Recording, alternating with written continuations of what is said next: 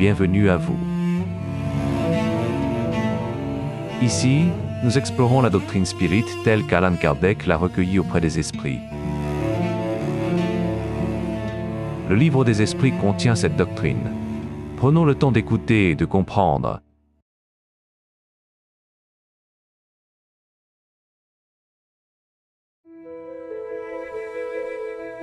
Nous ouvrons le livre des esprits d'Allan Kardec, livre 1, chapitre 1, section preuve de l'existence de Dieu. Dans cette section, Kardec interroge les esprits sur les bases raisonnables qui conduisent à reconnaître l'existence divine.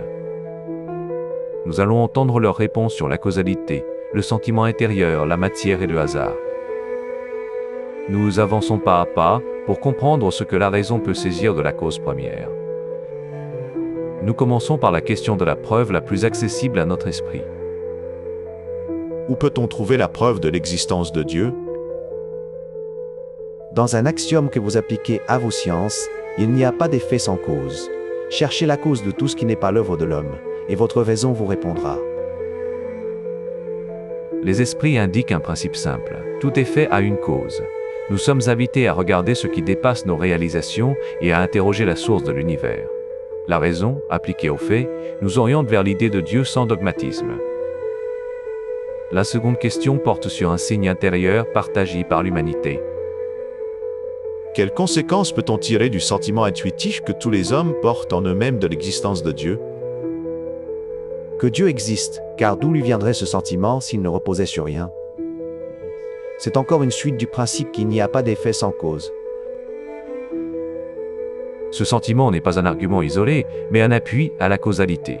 Ce que nous éprouvons intimement n'est pas pris pour preuve unique, il s'accorde avec la raison. L'universalité du sentiment renforce l'idée d'une cause réelle. Vient alors l'objection de l'éducation et des idées acquises.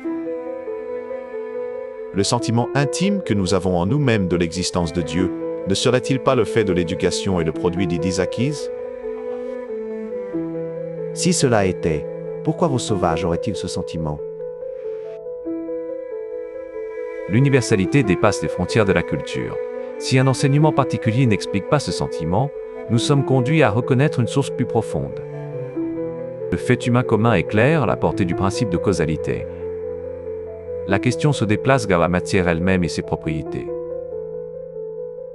Pourrait-on trouver la cause première de la formation des choses dans les propriétés intimes de la matière? Mais alors, quelle serait la cause de ces propriétés? Il faut toujours une cause première. Les propriétés ne s'expliquent pas elles-mêmes. Si elles produisent des effets, elles appellent aussi une cause. Chercher la cause première, c'est dépasser la chaîne des effets pour reconnaître une origine qui ne dépend pas de ce qu'elle produit. Enfin, Kardec aborde l'hypothèse du hasard. Que penser de l'opinion qui attribue la formation première à une combinaison fortuite de la matière, autrement dit au hasard? Autre absurdité. Quel homme de bon sens peut regarder le hasard comme un être intelligent? Et puis, qu'est-ce que le hasard? Rien.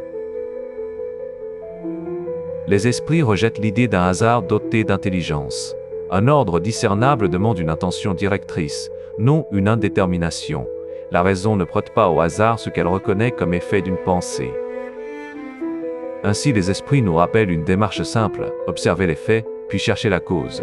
L'univers nous présente un effet qui suppose une source, et notre sentiment intérieur rejoint cette recherche. Ni la seule matière ni le hasard ne suffisent à expliquer l'origine première.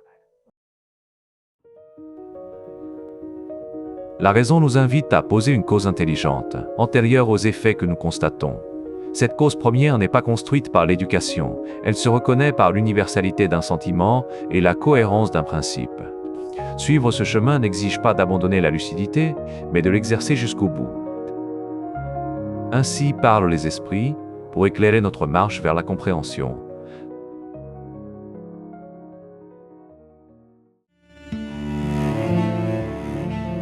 Merci d'avoir suivi cette vidéo.